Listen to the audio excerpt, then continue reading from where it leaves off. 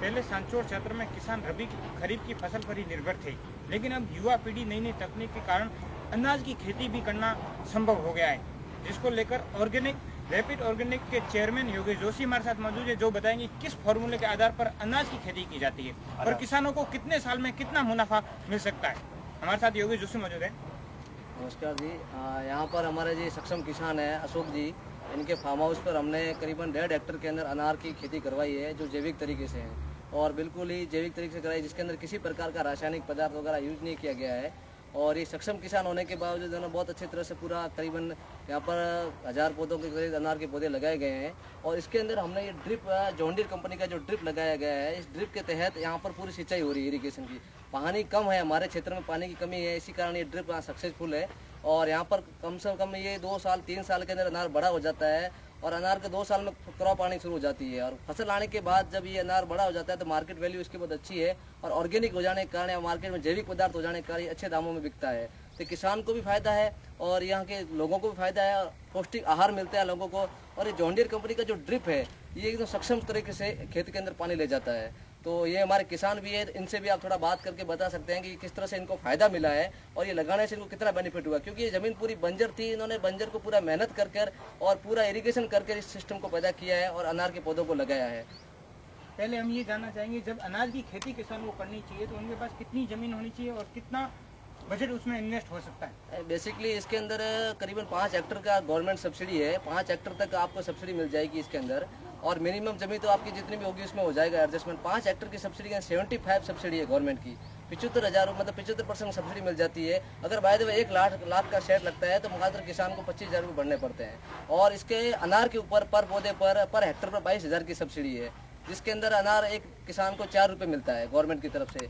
और ये नासिक की संदूरी वेराइटी है, जो यहाँ पर अपने जमीन और मिट्टी के हिसाब से सूटेबल है। यहाँ पर मैं बता दूं कि यहाँ हमारे साथ किसान भी मौजूद है जिनके फार्म हाउस पर अनाज की खेती की है। उनको क्या लाभ हुआ, उनको क्या मुनाफा दिख रहा है इस अनाज की खेती में, क्या उनको कितना बजट खर्च करना पड़ा इसमें, हमारे साथ मौजूद है किसान। ये प्लेन लेटर है, इसके अंदर क्या होता है कि मेन जो लाइन है, मेन लाइन से सब लाइन में पानी आता है, सब लाइन से ये प्लेन लेटर अटैच कर दी है। इस प्लेन लेटर के अंदर ये ई मीटर लगा हुआ है, ई मीटर जिसमें डबल फिल्टर लगा हुआ है। इसके अंदर ये पानी बूंद बूंद करके इसमें पौधे में जाता है और बूंद बूंद टपकता है। इस सिस्टम को क्या कहते हैं और ये सिस्टम कितने समय तक चलाना पड़ता है, जिससे ये पूरा आप खेत ड्रिप इरिगेशन कह सकते हैं। और ये सिस्टम मतलब मात्र 15 से 20 मिनट 1 हेक्टेयर के अंदर आपको चलाना पड़ेगा। 20 मिनट में आपका पूरा खेत पानी पी जाएगा।